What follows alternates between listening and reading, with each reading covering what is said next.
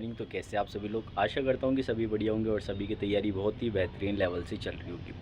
तो गाइस आज की वीडियो के अंदर अपन डिस्कस करेंगे कि देखो एग्ज़ाम के अंदर जो अपन पढ़ के जा रहे हैं ना, वो 100% तो आना इम्पॉसिबल है। तो आप ये सोचो कि यार जो भी अपन पढ़ के जा रहे हैं वो सेम टू सेम मैच हो जाए, तो ये तो होने वाला नहीं है। वहाँ पर अपन को खूब सारे ऐसे प्रश्न देखने को मिलते हैं जो कि अपन ने नहीं पढ़े हुए होते। तो वो सिलेबस के ये पढ़ क्या है कि अपन उन चीज़ों को नहीं पढ़ के जाते, क्योंकि खूब सारे क्वेश्चन है जो कि आते ही हैं, अलग होते ही हैं, डिफरेंट होते ही हैं। तो उन क्वेश्चंस को अपन किस तरीके से हैंडल करें, क्या उन पे तुक्के लगाएं या फिर उनको छोड़ कर आएँ। तो आज की वीडियो के अंदर अपन उन क्वेश्चंस के ऊपर ही डिस्कस करेंगे कि भाई अगर कोई भी क्वेश्चन अपन को एग्ज़ाम के अंदर अलग देखने को मिलता है, और ये 100% है कि भाई खूब सारे क्वेश्चन हैं जो कि अपन को अलग देखने को मिलते ही मिलते हैं। अब बात करते हैं भाई जीके की, तो जीके के अंदर ये सबसे ज़्यादा होता है, ठीक है। मैथ और रीजनिंग के अंदर तो हो सकता है कि ये चीज़ें ज़ीरो के बराबर हो, नेग्लिजिबल हो, ठीक है, क्योंकि मैथ के अंदर और रीजनिंग के अंदर क्या है कि कंसेप्ट एकदम फिक्स्ड है, क्योंकि लिमिटेड कंसेप्ट है। तो फिर वो क्या ही चीज़ों को घुमाएगा और कितना ही घुमाएगा वो।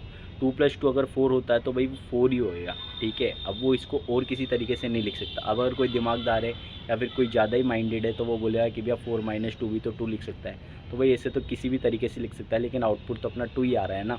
उस पर फोकस करो कि मेथड क्या है कि लिमिटेड है, अपन कितने ही तरीके से लिख पाएंगे, ठीक है। इस तरीके से क्या है कि लेकिन जो जीके के अंदर है ना, वो कहीं से भी क्वेश्चन पूछ सकता है। आपने पढ़ा महाराणा प्रताप के पिताजी का नाम, ठीक है, और वो और ही कुछ पूछ रहा है महाराणा प्रताप से रिलेटेड जो आपने नहीं पढ़ा, तो यहाँ पे क्वेश्चंस की वैरायटी बहुत ज़्यादा डिफरेंट हो जाती है। तो उन क्वेश्चंस के लिए अपन को क्या करना चाहिए, तो एक तो सबसे ज़्यादा क्या है कि वहाँ पे जो हेल्पफुल रहता है वो रहता है कि आपका माइंड स्ट्रेस फ्री रहे। तो आप पहले से ही इस चीज़ से, मतलब कि इस चीज़ से पहले से अगर आपको पता रहेगा कि यार खूब सारे क्वेश्चन है जो अपन को नहीं आएंगे, ठीक है, अलग डिफरेंट देखने को ही मिलेंगे, तो आप उन क्वेश्चंस को फर्स्ट अटैम्प्ट में तो छोड़ने की कोशिश करो। फर्स्ट अटैम्प्ट का मतलब है कि जब आप क्वेश्चन पेपर को स्टार्ट ही कर रहे हो तो आपको जो जो क्वेश्चन आते जा रहे हैं उन क्वेश्चंस को चलते चलो और करते चलो, ठीक है। फिर जब सेकंड टाइम पेपर अटैम्प्ट करने आओ कि भाई जो क्वेश्चन आपके रह गए उनको देखो, तो उनको एकदम स्ट्रेस फ्री देखो। क्योंकि अगर आप फर्स्ट टाइम में उन क्वेश्चंस के ऊपर ज़्यादा लोड लोगे या फिर उनकी काउंटिंग करना चालू कर दोगे कि यार मेरे को ये वाला क्वेश्चन नहीं आया, फिर दूसरा नंबर काउंट करोगे, तीसरा, चौथा, ऐसे, तो भाई 15 क्वेश्चन भी आपके अगर ऐसे हुए ना जो आपको नहीं आ रहे या फिर आपने जो पढ़ा है उसमें से नहीं आ रहे, तो फिर आपका स्ट्रेस बढ़ जाएगा। और फिर आने वाले क्वेश्चन मैथ का भी होगा, रीजनिंग का भी होगा, या फिर हिंदी का भी होगा, इंग्लिश का पैराग्राफ वाला क्वेश्चन भी होगा ना, वो भी गलत जाएगा 100%, क्योंकि आप स्ट्रेस में आ चुके हो, ठीक है। अब आपका माइंड क्या है, प्रेशर में आ चुका है। अब आप आती हुई चीज़ों को भी गलत करने लग जाओगे।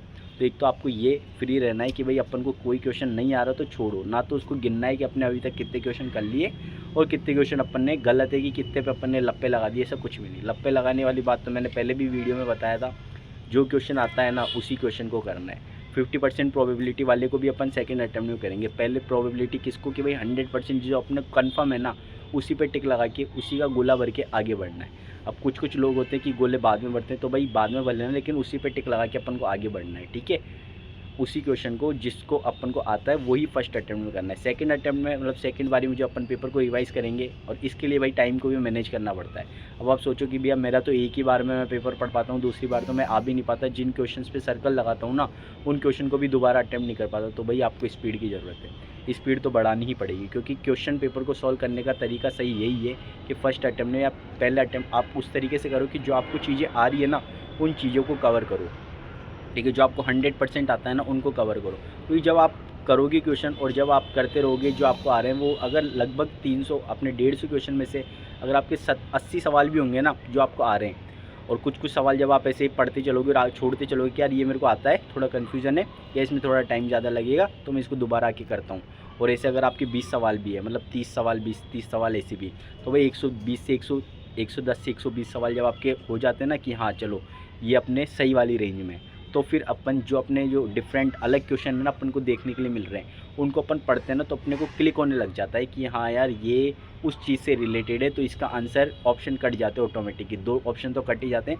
2 ऑप्शन में कन्फ्यूजन रहता है, तो अपन उनके अंदर क्या है कि जब अपने अच्छे स्कोर आ रहा रहता है तो अपन मार्क कर सकते हैं कि हाँ यार इस पर अपन तुक्का मार सकते हैं कि इसका अगर ये हुआ तो अपना चल जाएगा काम, और अगर ये गलत होता है तो भी अपने मार्क्स इसको कंपनसेट कर देंगे, तो अपने को ज़्यादा लॉस नहीं होगा। तो इस तरीके से अपन को क्या है, सबसे पहले तो माइंड को रिलैक्स रखना होता है कि यार उन क्वेश्चंस के लिए ऐसे नहीं कि आप फर्स्ट अटैम्प्ट में पढ़ रहे हो और फर्स्ट अटैम्प्ट में उन पर लगाते हुए लपटे और आगे बढ़ते जा रहे हो, तो भाई फिर कुछ नहीं होना।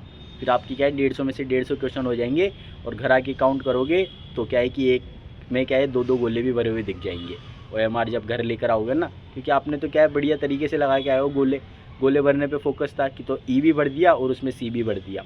फिर बोलते कि यार ये क्वेश्चन तो मेरा सही था सी के हिसाब से, तो लेकिन आपने सी के हिसाब से नहीं भरा था, उसको ई के हिसाब से भरा था, सी तो क्या है कि गलती से भर दिया गया।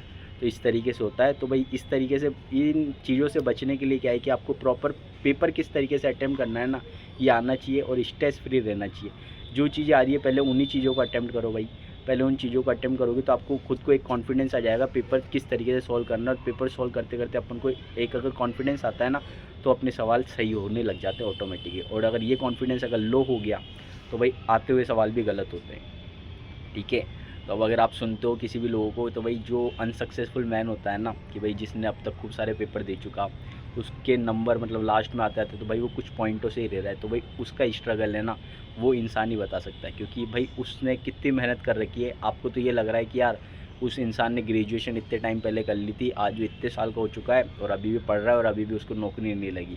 तो उसका स्ट्रगल वही जानता है, ना तो उसके पेरेंट्स जानते घर वाले, क्योंकि घर वालों को भी क्या है कि इतने सालों से पढ़ रहा है, नौकरी नहीं लगा ये बस। लेकिन भाई वो कितनी मेहनत कर चुका है, वो किस वजह से रह रहा है, वो उसी बंदे को पता है। तो अपन किसी को ऐसे जज भी नहीं कर सकते कि भैया। तो बस एक पेपर अटैम्प्ट करने का तरीका ही होता है ना, वो थोड़ा सिलेक्शन में बहुत ज़्यादा इंपॉर्टेंस रखता है। और स्ट्रेस तो लेना ही नहीं है, क्योंकि क्वेश्चन भाई 100% है। मैं फिर बोल रहा हूँ, आप कितनी भी इंडिया जी के पढ़ लो, कितनी भी राजस्थान जी के पढ़ लो, पूरी घोट के पी जाओगे ना कि पटवारी के प्रीवियस ईयर के पढ़ लिए, ये पढ़ लिए, वो पढ़ लिए, वो बुक पढ़ ली सही डायरेक्शन में, तो भी वहाँ पे नए क्वेश्चन तो देखने के लिए मिलेंगे।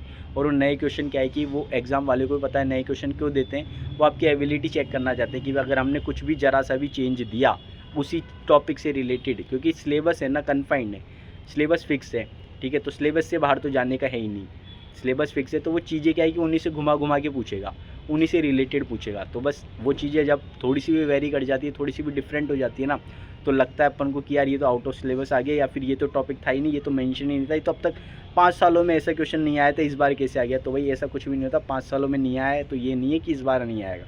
क्वेश्चन तो उन्हीं टॉपिक से आएगा ना, उन्हीं से बन के आएगा ना, नया क्वेश्चन भी बनेगा। तो आपको सिर्फ इस तरीके से पढ़ना है कि भाई अगर कोई स्टोरी आती है तो पीछे की स्टोरी भी अपनी रिलेट हो सके, अपन को समझ में आ सके, ठीक है। तो एक चेन बना के पढ़ाई करता रहा करो कि यार इससे रिलेटेड ये हैं। और एक सन ईयर वाले क्वेश्चंस में, जगह वालों में तो बिल्कुल याद रखा करो, क्योंकि जगह वाले क्वेश्चंस है ना, ये बहुत जल्दी अपने सॉल्व हो जाते हैं अगर अपन को प्रॉपर उसकी प्लेस याद रहती है। तो आसपास के तो वैसे ही एरिया कटी हो जाते हैं कि यार ये तो हो नहीं सकता, ये हो नहीं सकता, बच्चा ये 2 ऑप्शन, तो इन दोनों में से इसकी प्रोबेबिलिटी अपन को ज़्यादा लग रही है, तो वो सही हो जाते हैं। और अगर स्ट्रेस फ्री रहोगे तो ही ये चीज़ आप कर सकते हो। ऑप्शन कब काटोगे आप, क्या है कि स्ट्रेस में रहोगे ना, तो आपको जो आंसर आता होगा ना उसको भी काट के ऐसे लगेगा कि यही सही है, और 100% की और फीलिंग आएगी कि यार यही सही है 100%, ये तो मेरा पढ़ा हुआ है, ये और आता है फिर। क्योंकि जब स्ट्रेस में रहते हैं ना, तो जो क्वेश्चन नहीं पढ़ा हुआ रहता है ना, उसमें भी ऐसा लगता है यार ये तो पढ़ा हुआ था शायद, और इसका आंसर भी ये बी और सी वाली तुक्के वाली कहानी रहती है ना, कि या तो इसका बी होगा या फिर इसका सी होगा, क्योंकि BC RSMSB बोर्ड का फेवरेट है, तो BC में से एक लगा देते हैं और चलते हैं आगे। नहीं तो एक सीक्वेंस चल रहा है कि भैया ए का चल रहा था, बी आ गया, चलो अब के बार में फिर ए ही आएगा। तो ये सीक्वेंस और ये ऐसी चीज़ें फॉलो मत किया करो, प्रॉपर तरीके से पेपर अटैम्प्ट किया करो। पहले जो क्वेश्चंस आते हैं पहले फर्स्ट अटैम्प्ट में उन्हीं को करो, उन्हीं के गोले भरो। सेकंड में जो आपने सोचा है कि यार ये वाले में टाइम लगेगा, उन पे सर्कल बनाते चला करो फर्स्ट अटैम्प्ट में कि इसको अभी आके दोबारा मैं करूँगा। थर्ड अटैम्प्ट में जो आपके क्वेश्चन छूट गए और जिनमें ई ऑप्शन भरना रहता है ना, तब उन पर जाया करो कि यार इसका नहीं आ रहा कन्फर्म है, अब ई ऑप्शन भर के अब आगे चलो, या फिर अब इसको सॉल्व करना है, इस पे टाइम लग रहा था तो अब इसको चलो। इस तरीके से अपना पेपर अटैम्प्ट किया करो। बाकी गाइस यही था पूरा पेपर किस तरीके से अटैम्प्ट करें। बाकी अपन मिलेंगे नेक्स्ट वीडियो के अंदर, तब तक के लिए ओके बाय। और अगर चैनल पर नए हो तो चैनल को सब्सक्राइब कर लीजिए और वीडियो को लाइक कर दीजिए और अपने दोस्तों के साथ में शेयर कर लीजिए।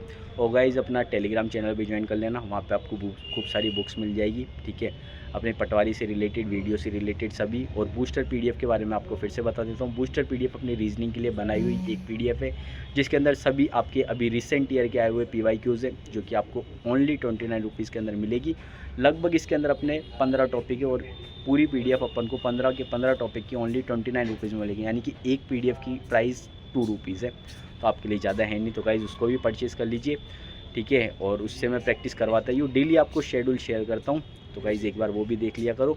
बाकी मिलेंगे अपन नेक्स्ट वीडियो के अंदर, तब तक के लिए ओके बाय। और ज़्यादा स्ट्रेस नहीं लेना, सिलेक्शन होगा कि नहीं होगा ये अपने हाथ में बिल्कुल भी नहीं है। मैं फिर बोल रहा हूँ भाई, कोई 100% मेहनत कर रहा है ना, तो भी उसका मैं मतलब कि अपन कोई भी नहीं बोल सकते यार सिलेक्शन होगा कि नहीं होगा, क्योंकि वहाँ पे क्या किस्मत चले क्या कुछ हो कुछ भी नहीं कह सकते, बस अपन मेहनत कर सकते हैं। कर्मण्येवाधिकारस्ते माँ फलेषु कदाचन माँ कर्म, सुना ही है ना सब लोगों ने। तो इसका मतलब है कि भाई कर्म करो, फल की चिंता मत करो। अगर आप कर्म करोगे तो फल अवश्य मिलेगा। तो बस वही है गाइस, मेहनत करते चलो, ठीक है। सिलेक्शन होना नहीं होना अपने हाथ में नहीं है, अपन मेहनत कर सकते हैं। बाकी मिलेंगे नेक्स्ट वीडियो के अंदर। पॉजिटिव रहो और पॉजिटिव वे के अंदर पढ़ाई करते चलो, ठीक है। स्ट्रेस फ्री रहोगे तो क्या है कि 2 क्वेश्चन ज़्यादा सही होंगे, और ये रियलिटी है। बाकी मिलेंगे नेक्स्ट वीडियो के अंदर, तब तक के लिए okay bye tata bye bye guys.